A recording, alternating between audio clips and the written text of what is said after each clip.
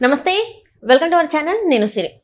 చంద్రబాబు నాయుడు గారి ప్లాన్స్కి ఢిల్లీలో అయితే మోదీ గారు ఇంకా రాహుల్ గారు భయపడుతున్నట్టు మరి వార్తలు అయితే బయటకు వస్తున్నాయి. మరి ఇందులో ఎంతవరకు వాస్తవం ఉంది, ఏంటి అసలు చంద్రబాబు నాయుడు గారు ఎలాంటి ప్లాన్స్ వేస్తున్నారు అనేది మనకి వివరించడానికి మనతో పాటు ఉన్నారు ప్రముఖ సీనియర్ జర్నలిస్ట్ జగదేవ్ గారు.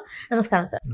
సార్, ఇప్పుడు వార్తలు అయితే ఏంటంటే మోదీ గారు ఇంకా రాహుల్ గారు టెన్షన్ పడిపోతున్నారు, భయపడిపోతున్నారు చంద్రబాబు నాయుడు గారి ప్లాన్స్కి అని చెప్పేసి మరి వార్తలు వస్తున్నాయి. అసలు ఏంటంటారు మరి ప్లాన్స్ అంటే చంద్రబాబు నాయుడు గారి వ్యూహాలు ఎవరికి ఒక పట్టాన అంతుపట్టవు అనేది వాళ్ళ భయం. అంటే నేను అనుకోవడం, మీరు అడిగిన క్వశ్చన్ ప్రకారం నాకు అర్థమైంది ఏమిటంటే, ఇప్పుడు ఏ తెలంగాణలో అయితే టీడీపీ నామరూపాలు లేకుండా చేయాలనుకున్నారో, టీడీపీని అణగార్చేద్దాం, భూస్థాపితం చేసేద్దాం అనుకున్నారో, ఆ టీడీపీ మరలా పుంజుకుంటుందేమో అనే భయాందోళన అందరికీ స్టార్ట్ అయ్యాయి. ఎందుకంటే గ్రౌండ్ లెవెల్లో, అంటే క్షేత్రస్థాయిలో బలమైన పార్టీ క్యాడర్ ఉన్న ఏకైక పార్టీ తెలుగు రాష్ట్రాల్లో నాకు తెలిసి టీడీపీ, నాకు తెలిసినంతవరకు. ఎందుకంటున్నానంటే, ఎప్పుడైతే మహానుభావుడు ఎన్టీఆర్ గారు పార్టీ పెట్టారో ఒక రకమైన ట్రెమెండస్ చేంజెస్ తీసుకొచ్చేసాడు ఆయన. అంటే కొన్ని రకాల వ్యవస్థలను రద్దు చేయడం, కొన్ని పథకాలు పెట్టడం, కొన్ని ఇంప్లిమెంట్ చేయడం, ఇట్లాంటి వాటన్నిటితో టీడీపీ జనాల గుండెల్లో కానీ ప్రజల ఓటర్ల గుండెల్లో కానీ చిరస్థాయిగా ఉండిపోయే పరిస్థితి అయితే ఉంది. ఒక హైదరాబాద్ తీసుకుంటే చంద్రబాబు నాయుడు గారు ఐటీవీ అని అంటారు.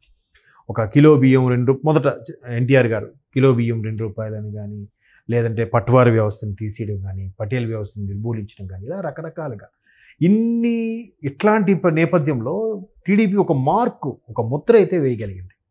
సో వేసింది కాబట్టి దాన్ని ముందు వేలుకొకటి వేలుతో పెకిలించాలనుకొని గత ప్రభుత్వాలు కొన్ని ప్రయత్నించాయి.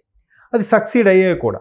కోర్స్ తెలంగాణ ఆంధ్ర బైఫిరికేట్ అయిపోయే టైంకి ఆల్మోస్ట్ టీడీపీ అనేది ఇంకా అందులో సరైన నాయకులు ఉన్నప్పటికి కూడా ప్రజల్లో తీసుకెళ్ళి ఒక రకమైన వ్యతిరేకత క్రియేట్ చేయడం వల్ల దానికి అందరూ అటు కాంగ్రెస్ వైపు, బీఆర్ఎస్ వైపు, ఇప్పుడు బీఆర్ఎస్ ఒకప్పుడు టీఆర్ఎస్లోకి షిఫ్ట్ అయిపోయారు. బట్ అప్పటికి పాపం ఎన్టీఆర్ గారు తెలివిగా తెలుగుదేశం అని పార్టీ పెట్టారు తప్ప ఆంధ్రదేశం అని పెట్టలే. ఆంధ్రదేశం అంటే ఇది ఆంధ్ర వాళ్ళ పార్టీ అని చెప్పడానికి, తెలుగుదేశం అని పెట్టి తెలుగు మాట్లాడే ప్రాంతం అంతా తెలుగుదేశమే కదా. సో అయినప్పటికీ దాన్ని కూడా ఎలా ఎక్కించేశారంటే, ఇంకా ఇది ఆంధ్ర వాళ్ళ పార్టీ, ఆంధ్ర అన్నట్టుగా చేసినప్పటికీ మొత్తానికి ఒక్కొక్కరుగా వెళ్ళిపోయారు. బట్ ఇప్పుడు సోకాల్డ్ పార్టీల్లో ఎవరైతే ముఖ్యమంత్రిగా పదవులు అనుభవిస్తున్నారో, ఎవరైతే మంత్రులుగాను కీలకమైన పొజిషన్లు ఉన్నారో, వాళ్ళందరూ కూడా ఒకప్పుడు టీడీపీలో మంచి మంచి హోదాలు పొందినవారే. అయితే ఇప్పుడు బీఆర్ఎస్ బీజేపీతో టైఅప్ అయ్యింది, బీఆర్ఎస్తో బీజేపీ దోబూచులాడుతుంది, లేదంటే బీఆర్ఎస్ కేవలం కవిత గారిని అరెస్ట్ పెట్టుకొని బీజేపీ ఆడిస్తోంది, బీఆర్ఎస్ బీజేపీ లోపాయకారంగా సయోధ్య కుదుర్చుకోవడం వల్లే మొన్న సార్వత్రిక ఎంపీ ఎన్నికల్లో బీఆర్ఎస్కి 1 సీటు రాలేదు, బీజేపీ 5-6 వస్తాయని కూడా 8కి పెరిగింది. ఇలా రకరకాల వార్తలు అయితే వినిపిస్తున్నాయి. ఇట్లా వాస్తవం ఎంత ఉంటుందో తెలియదు. ఈవెన్ అసెంబ్లీ ఎన్నికల ముందు కూడా ఎన్డీఏ కూటమిలోకి మరలా చంద్రబాబు నాయుడు గారు, మరలా కేసీఆర్ గారు కానీ వెళ్తే, ఈ ఇద్దరు ఒకప్పుడు మాజీ ముఖ్యమంత్రులు ఇద్దరు కూడా కలిసి, అంటే అప్పటికి ఇద్దరు, చంద్రబాబు నాయుడు అప్పటికి మాజీ ముఖ్యమంత్రి, ఈయన కూడా ఇంకా ముఖ్యమంత్రి నుంచి పోటీ చేసినా కూడా నెక్స్ట్ ఏంటో తెలియదు కాబట్టి ఇద్దరు మాజీ ముఖ్యమంత్రులు కూడా ఎన్డీఏ కూటమిలో మరలా కలిస్తే ఒకరికొకరు చూసుకొని పనిచేసుకుంటారా? ఎందుకంటే టీడీపీ పూర్తిగా భూస్థాపితం అయిపోవడానికి కారణం ఒక విధంగా బీఆర్ఎస్ అనే కూడా చాలా వరకు వార్త అయితే ఉంది జనాల్లో. సో ఇటువంటి వ్యక్తులు మరలా ఎన్డీఏలో కూటమిలో కలిసి పనిచేస్తారా అనే వార్తలు కూడా వచ్చాయి. ఇది ఎప్పుడు 2023 నవంబర్ కన్నా ముందే వచ్చేటువంటి వార్తలు. సో ఇప్పుడు ఏదైతే ఎన్డీఏ కూటమిలో టీడీపీ జనసేన కూడా ఉంది, బీఆర్ఎస్ కూడా ఎన్డీఏ కూటమిలోకి వెళ్ళబోతుంది. అలా అయితేనే వీళ్ళ మీద ఉన్న కేసులను కూడా తప్పించిపోతున్నాయి. ఒకవైపు ఫోన్ ట్యాపింగ్ ఇష్యూ నడుస్తుంది, ఒకవైపు కవిత గారు లిక్కర్ స్కామ్ది ఆల్రెడీ అరెస్ట్ అయ్యి 4 నెలలుగా జైల్లో ఉన్నారు. ఇన్ని అంశాల మీద బీఆర్ఎస్ ఎంత 2 సార్లు ఉద్యమం కోసం పుట్టిన పార్టీ, 2 సార్లు అధికారాన్ని దక్కించుకున్న పార్టీ, తెలంగాణ పార్లమెంట్ సార్వత్రిక ఎన్నికల్లో 1 సీటు కూడా దక్కించుకోకపోవడం ఏంటి? ఇది విధంగా బీఆర్ఎస్ తగ్గిపోతుంటే ఆ బీఆర్ఎస్ ఉన్న హైప్ని ఇటు కాంగ్రెస్ కానీ బీజేపీ కానీ అక్కడి నుంచి వచ్చే వలసల్ని దక్కించుకున్న నేపథ్యంలో పూర్తిగా సఫలీకృతం అయితే బీఆర్ఎస్ ఏమవుతుందో తెలియదు. కానీ ఇదే సమయంలో చంద్రబాబు నాయుడు గారు మరలా ముఖ్యమంత్రి హోదాలో హైదరాబాద్కు రావడం, ఇద్దరు ముఖ్యమంత్రులు కలుసుకొని చర్చించుకోవడం, చంద్రబాబు నాయుడు గారు మరలా ఇక్కడ కూడా పార్టీని బలోపేతం చేసే ఉద్దేశంలో ఎప్పటి నుంచే వ్యూహరచన చేస్తున్నారు. 2028 తెలంగాణ సార్వత్రిక ఎన్నికల్లో ఖచ్చితంగా వీరు భాగం పంచుకుంటారు.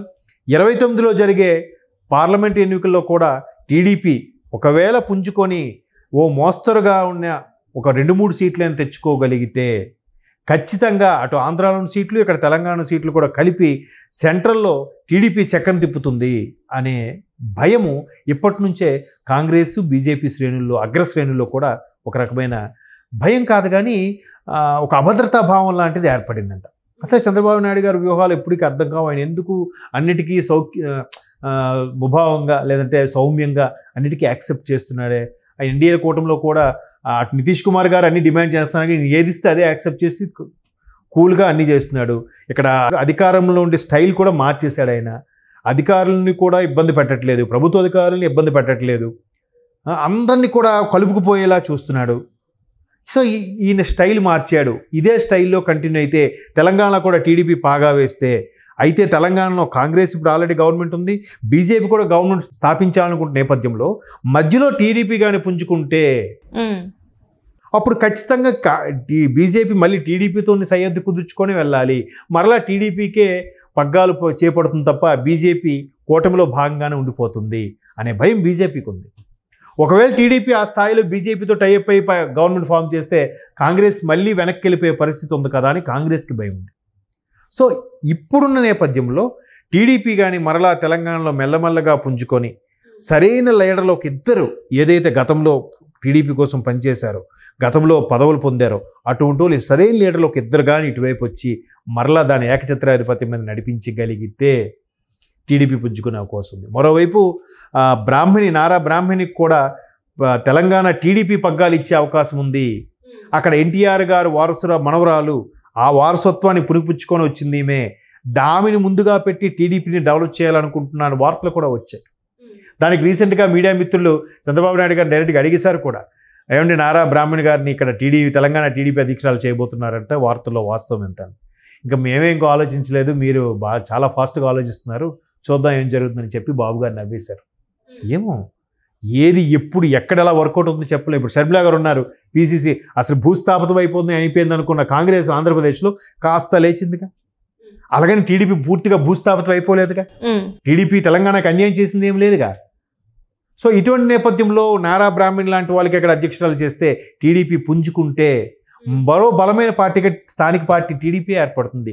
బీఆర్ఎస్ డౌన్ అయిపోయింది, నేషనల్ పార్టీలో ఏలుతా అనుకున్న టైంలో మరలా టీడీపీ మళ్ళీ పుంజుకురావడం వల్ల కాంగ్రెస్ కానీ బీజేపీ కానీ అరే మళ్ళీ మేము గవర్నమెంట్ ఫామ్ చేయాలంటే టీడీపీతో కలిసి వెళ్ళాలి, లేదా టీడీపీతో మాకు ప్రమాదం ఉందనే భయభ్రాంతులు లోనవుతున్నట్టుగా అనిపిస్తుంది. మేబీ మీరు అడిగిన క్వశ్చన్కి అదే రీజన్ అయ్యిండొచ్చు అని నేను అనుకుంటున్నాను.